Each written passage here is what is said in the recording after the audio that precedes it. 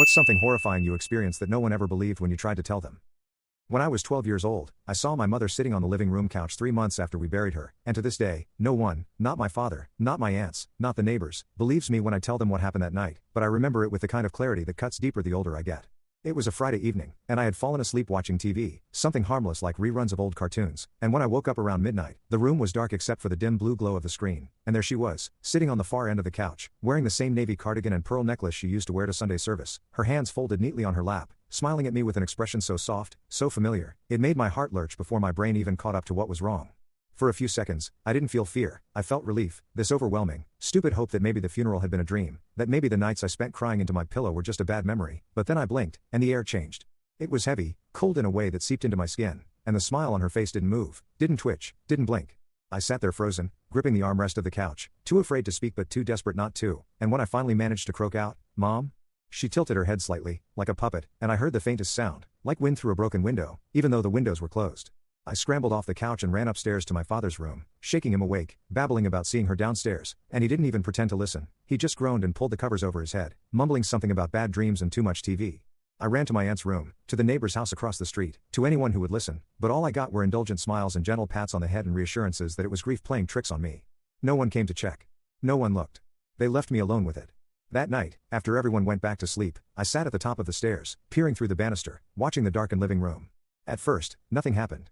And then, slowly, things began to move, not violently, not like the movies where objects fly across the room, but subtly, like someone brushing against them in passing. A book shifted an inch on the coffee table. The TV remote slid closer to the edge.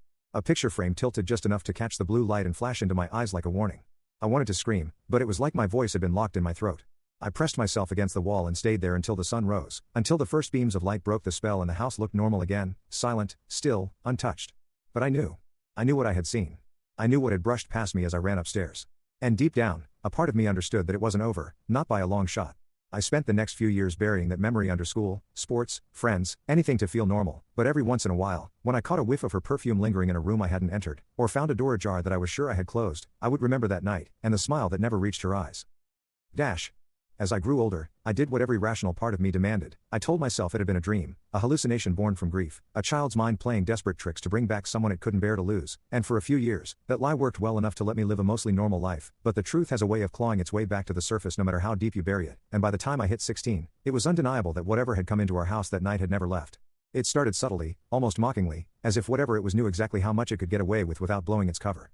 I would come home from school to find things slightly off, a drawer left open, my backpack moved a few inches, a faint impression of someone sitting at the edge of my bed when no one had been home all day. I told myself it was forgetfulness, that maybe I'd left the drawer open, maybe I'd tossed the bag carelessly, maybe the bedspread just shifted on its own, but deep down, my body knew better. It was the way the air felt heavier in certain corners of the house, the way shadows seemed to cling longer than they should have after sunset, the way the back staircase, the one my mom always used instead of the main stairs, would creak late at night even though no one was there. I started hearing the faint sound of humming, low, tuneless, weaving through the halls at odd hours, and the worst part was, it wasn't just any melody, it was the lullaby my mother used to sing to me when I was a toddler, a lullaby I hadn't heard in years and could barely remember consciously, but every hair on my body stood on end the first time I recognized it trailing through the vents at 3 a.m. I tried to tell my dad, once, during breakfast while he skimmed the newspaper with one hand and stirred his coffee with the other, but before I could even finish the sentence, he cut me off with a heavy sigh and said, "You've got to let her go, kiddo. You're gonna make yourself sick." So I shut up. I learned to carry the fear alone, like an extra organ in my chest, pulsing quietly every time something moved in the corner of my eye. The escalation came gradual, like a rising tide. First, it was the photographs. The family portraits on the wall would shift overnight so that my mother's image was always looking directly at me, no matter where I stood. Then things started disappearing, small things at first, like hairbrushes and socks, but then more important things, my journal, a silver locket she had given me for my 10th birthday, letters she had written that I kept hidden in a drawer. I would search frantically, tearing apart my room, begging the universe to give them back, and sometimes, they would reappear days later, but always wrong. The locket showed up dangling from the ceiling fan, spinning lazily like some macabre mobile. The journal returned with pages missing, specifically the entries where I talked about her. The letters were found burned to ash inside the fireplace, though we hadn't used it in years.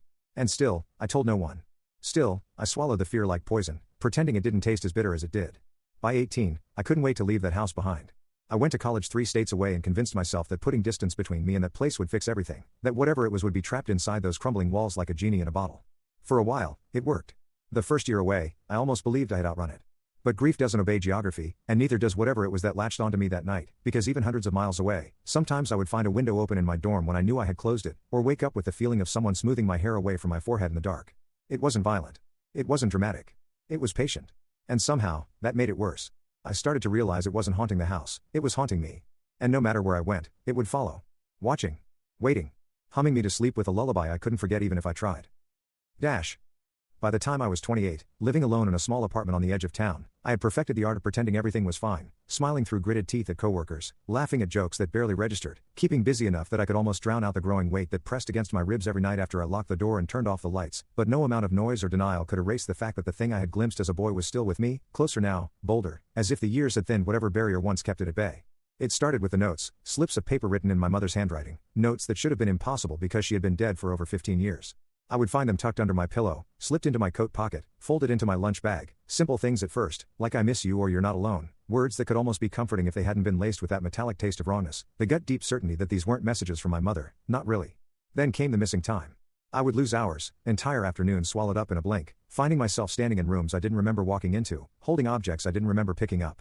I once woke up standing in the middle of the kitchen, my hand gripping the sharp edge of a broken plate, blood dripping down my wrist, the clock blinking 3 a.m. in the corner. I started keeping journals again, desperate to track what was happening, but the entries would disappear, pages ripped out as if someone, or something, didn't want me piecing it together. Every therapist I visited blamed stress, trauma, dissociation, offered pills and breathing exercises, none of which touched the gnawing horror that bloomed in me each night when the humming started again, louder now, threading through the walls like a siren song. I reached out to priests, skeptics, even paranormal investigators when my desperation overcame my shame, but every conversation ended the same way. They either didn't believe me, or they told me what I already knew but didn't want to face. Whatever this was, it wasn't just grief. It wasn't my imagination. It was something else entirely. It was around this time that I began noticing a change in the way the thing manifested. It wasn't content to mimic kindness anymore. It started taunting me, rearranging my furniture into bizarre, impossible patterns while I slept, stacking chairs into precarious towers, lining my bedroom floor with broken picture frames of my childhood photos. I would wake up to find the bathroom mirror fogged with words I didn't understand, jagged symbols etched into the condensation that would vanish before I could copy them down. My phone would ring in the middle of the night, and when I answered, there would be nothing but breathing on the other end, soft, rhythmic breathing that matched my own. The worst was the night I found my mother's old perfume bottle on my nightstand. I hadn't seen it in years, thought it had been thrown away after the funeral, but there it was, full, pristine, smelling exactly the way I remembered. I wanted to smash it, to throw it out the window and scream, but I couldn't move. I just stood there, paralyzed, as the humming started behind me, closer than it had ever been, so close I could feel the breath on the back of my neck. When I finally forced myself to turn around, the room was empty. Of course it was. But I knew better. I wasn't alone. I had never been alone. Something had worn my mother's face like a mask to lure me in as a boy, and now, years later, it was shedding the mask, showing its true shape in glimpses, shadows too tall to be human, fingers too long, smiles that split too wide. I realized then that I had never seen my mother that night on the couch. Not really. I had seen something else wearing her skin, something that had entered our home the night we left our grief gaping and raw like an open wound. And somehow, through my belief, through my desperate clinging to the impossible, I had given it a foothold. I didn't know how to fight it. I didn't know if it could even be fought. All I knew was that it was getting stronger. And it wasn't done with me yet. The tipping point came one evening when I finally stopped running from the questions that had gnawed at me for years, the questions I had been too scared or too loyal or too broken to ask, and I drove back to the town I had abandoned, to the crumbling house that still stood like a scar on the corner of Cedar and Main, the house where my mother had died and where everything had begun to rot from the inside out, and I demanded answers from the only person left alive who might know the truth, my father.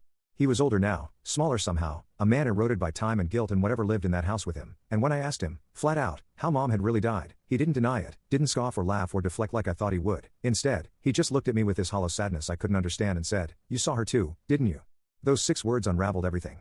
Over the next 2 hours, he confessed in broken pieces, like a man digging out his own heart with a dull knife. The truth was, my mother hadn't just slipped and fallen down the stairs like they'd told me, hadn't been a tragic accident the way the obituary suggested.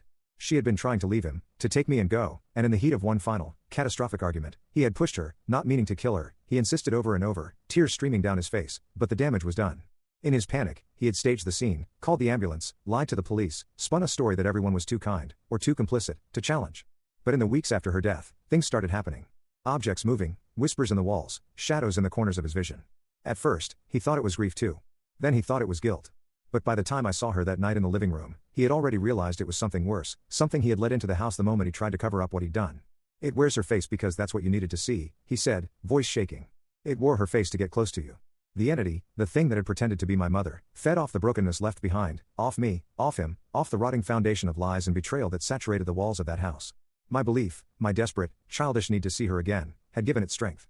My father had tried to ignore it, to live with it, but it had hollowed him out from the inside until he was just a shell waiting to crumble. When I asked him why he never warned me, why he let me grow up haunted without ever telling me the truth, he just shook his head and said, "You wouldn't have believed me. You had to see it for yourself." I left the house feeling sick, my hands trembling on the steering wheel, my mind spinning with images I didn't want. My mother at the bottom of the stairs, reaching out, my father staring at her corpse, the thing smiling at me from the couch. And as I drove away, heart hammering, I caught a glimpse in the rearview mirror, not of the road, not of the trees or the darkening sky, but of the passenger seat beside me, where a shape was sitting, watching me with a face that was almost my mother's but not quite, the features just slightly wrong, the eyes too deep, the smile too wide. I didn't stop the car. I didn't scream. I just drove, hands white-knuckled on the wheel, because somehow, I knew that stopping, acknowledging it, would be worse. That night, I slept with all the lights on, the bedroom door barricaded, the scent of my mother's perfume thick and cloying in the air, and for the first time, I realized the truth I had spent my entire life running from. Whatever it was, whatever had taken root in my life, wasn't just haunting me out of malice or spite, it was patient, it was deliberate, and it was waiting for something. Something I hadn't yet given it. But soon, it would be ready to take it by force. I knew deep down that there was no outrunning it anymore, no changing cities or switching apartments or drowning myself in work to pretend it didn't exist, because whatever wore my mother's face had stitched itself to me like a second shadow, and the only way this would end was if I finally faced it. So a week after my conversation with my father, I made the decision to go back to the house one last time, not to confront it, not to banish it, because I knew better now, but to offer it the only thing it seemed to want, acknowledgement. I waited until nightfall, packed nothing but a flashlight and a recorder I had borrowed from a journalist friend under some flimsy excuse, and walked up the cracked driveway under a moonless sky, every window of the house staring back at me like blind, dead eyes. The door creaked open at my touch, like it had been waiting for me, and the instant I crossed the threshold, the air grew heavy, thick with the cloying scent of my mother's perfume mixed with something fouler underneath, something metallic and wet and old.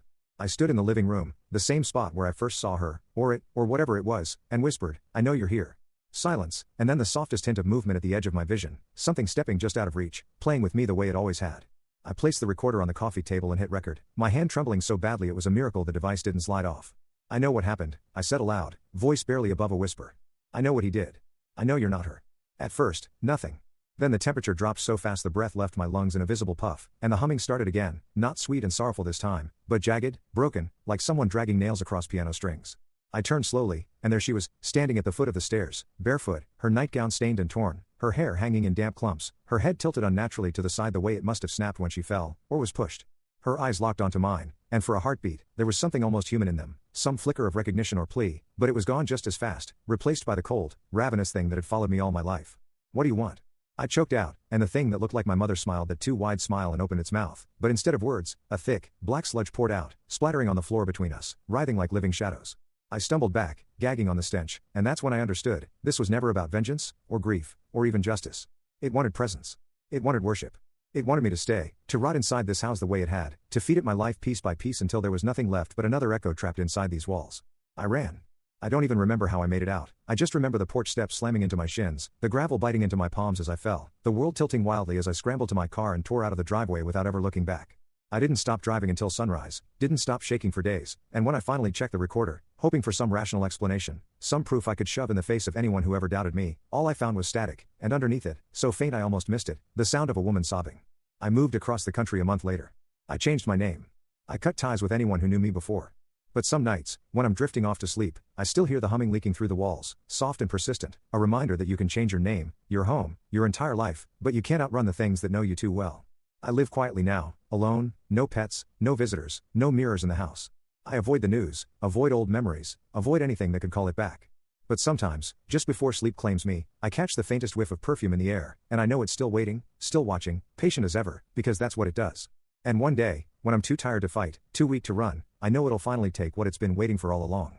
Me.